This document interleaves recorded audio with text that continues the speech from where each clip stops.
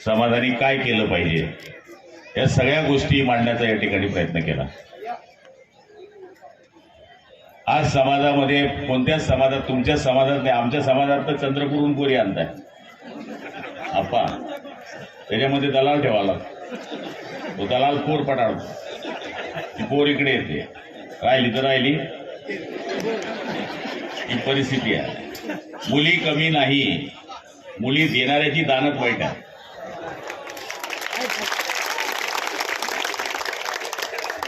नोकरी पाहिजे, हळूच विचारतो वावर किती आहे,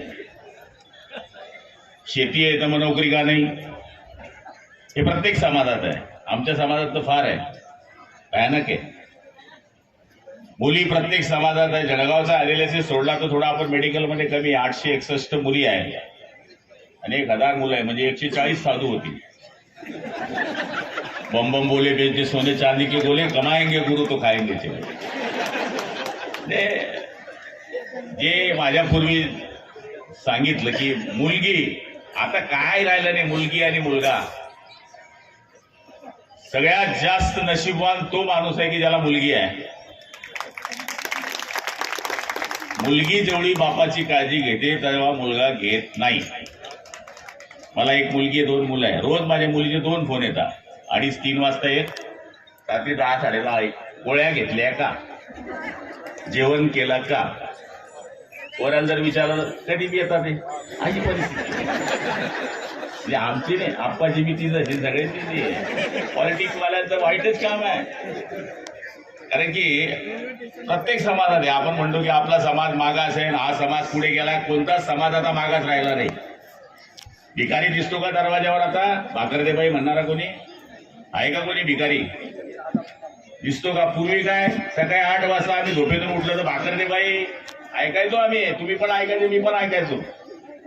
तो जमाना बदललाय, आता झोपडीतला पोरगाही कलेक्टर व्हायला लागलाय जर त्याच्यात गुण आहे तर। आणि तुमचा समाज तर पहिल्यापासून पुढे, व्यापारात तुम्ही सगळ्यात पुढे आहे। त्यामुळे काही काही समाजात लग्नाच्या बाबतीत खरंच ऐकलं तुम्ही, लग्न लावण्यात आमचा समाज नंबर 1 आहे। नितीन दादा 10-5 म्हणजे 10-5, एक वेळेस एक मंत्री येत होते, मी तेव्हा आमदार होतो आप्पा, 10-5 झाले, 10-20 झाले, 10-25 झाले, मग लोक उठले, कर बोका लावतो तिने लग्न रे, म्हणे मंत्री आहे रे, मग तू लायला म्हणे आम्ही चालत म्हणे घर। अहो म्हणे मंत्र्यांना काम असतं, येतील नंतर आशीर्वाद देतील, भेटतील, पण त्याच्याकरता तू कशाला लग्न थांबवतोय? लग्नाच्या पहिले गुण जोडता, तिचे पाय पाहता, 12 वाजून 28 मिनिटं सांगता आणि 3 वाजून 30 मिनिटांनी लावता, मग पत्रिकेवर टाका ना 12 ते 5 केव्हा बी लागेल, असं काय झालं सांग, पत्रिकेवर असं टाकून द्या की 12 ते 5 केव्हा बी लागेल लग्न। आमच्यामध्ये पत्रिका छापणं बंद करून टाकलं आम्ही, 90% पत्रिका छापणं बंद, व्हॉट्सअपवर टाकतो, ये चिंते ये नको ये, हा काय करते करा, वायफळ करते करा तू, पत्रिका छापणं बंद। पहिले भाडं द्यायचे, कंडोलीन म्हणायचे, तुमच्यामध्ये बी कंडोलीन, आमच्यामध्ये बी कंडोलीन येणार, कंडोलीन भारी बरे मग तो ते भाडं बी बर, ये चिंता येणं नको ये, काय नाही। आता सगळं ऐकत झालंय, भाऊबंदकी आली नाही आली, काही पॅकेज आहे आता।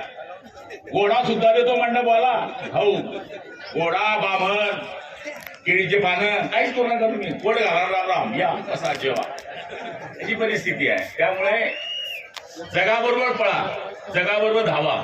आणि मला तरी असं वाटतं सामूहिक विवाह ही काळाची गरज आहे, ही काळाची गरज आहे। ही पद्धत आमच्यामध्ये अवलंबली गेली। माझ्या भावाचे त्यांचे 5 लग्न एकत्र झाले, मग आमची 3 भावाचे एकाच मंडपात झाले, तेच पाहुणे राहतात, 3-3 पाहुणार बोलवणार, कोणते कपडा घालू, कोणते शिकायला येईल, एकाच मंडपात आमचे 3 भावांचे लग्न, 2 बहिणीचे साखरपुडे एकाच ठिकाणी, 5 गावांचे पाहुणे आले, ते झाले कॉमन पाहुणे असतात 90%, 10% जे वर आले तर तेवढंच बदलतं फक्त, पैसे किती वाचतात। पण आता स्पर्धा लागली आहे आणि आपण असं बोलायला तर गुलाब पाटील बंद कर, तुझ्या पोरांचे झाले, आता आमचे पुढे दे ना, म्हणजे त्यामुळे जास्त बोलू नये, जास्त बोललं तर कार्यक्रम खराब होतो। त्यामुळे आज हीच काळाची गरज आहे। मुलींना मी सांगेल खास करून, शेतकरी पोरगा करायला नाही म्हणतो, नाहीच म्हणता सगळेजण, आमचे बाप दादा का शेती करत का आम्हाला मी तर माहिती बायकोच पाहिली नव्हती. नाही बापनाला झालं लग्न. आता 30 वर्षाचा जो लग्न करतो 32 वर्ष नंतर पोरगा होतो. त्याचा पोरगा झाला तो 58 होऊन जातो. त्याचा पोरगा कामात येतो. माझं 20व्या वर्षी लग्न झालं. मी 40 वर्ष झाला तो माझा पोरगा 18 वर्षाचा होता. उद्या माझ्या जीवनामध्ये काही कमी जास्त झालं तर फटकेशी पोरगा कामात येऊन जातो. घर सांभाळून घेतो. ही परिस्थिती आहे. जुन्या पद्धती काही चांगल्या होत्या. लवकर मुलीचं लग्न करणं हे फार चांगलं होतं.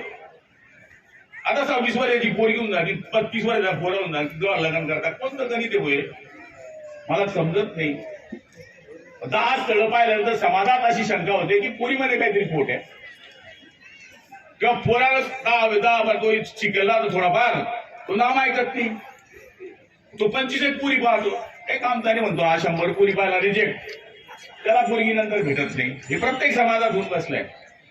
त्यामुळे मला तरी असं वाटतं काही काय म्हणतात लेवलची पोर करा. लेवलची काय लेवल आहे पोरगीमध्ये? तसंच घरानं पाहिजे.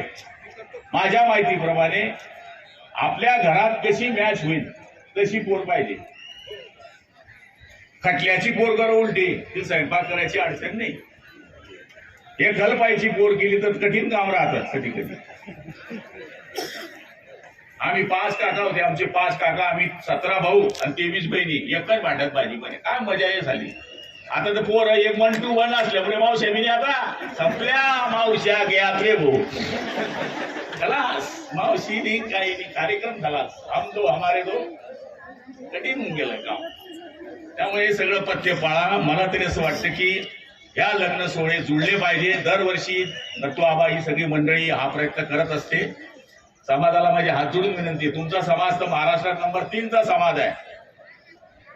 त्यामुळे आम्ही तर मायक्रो आहे. 1,00,000-1.5 लाख मतं असतील आमची पूर्ण महाराष्ट्रामध्ये. एकदम मायक्रो समाजमध्ये आहे. पण काही काही चालीरीती आम्हाला खूप आवडतं आमच्या समाजामध्ये. आम्ही सांगत राहतो साखरपुडा वेळेवर, मौत वेळेवर, लग्न वेळेवर, एकदम वेळेवर. म्हणजे नवरीकडचे पाहुणे जर आले नाही तर मी विचार करत नाही. ते राहिले हो रे अवतीन द्या ही परिस्थिती आहे. 100% लग्न मुलाकडे, 100% मुलीकडे नाही. हुंडा ठरत नाही. इथून पटील दिले हो आम्ही पोरील देऊ तू पोऱ्याला दे. मॅच ग्रँड पोरील दिलं तेव्हा आपल्या घरात, पोऱ्याला दिलं तेव्हा आपल्या घरात. त्यांच्याच संसाराला कामात येतं ते. त्यामुळे ह्या काही काही पद्धती आपण सगळ्यांनी बदलवल्या पाहिजे.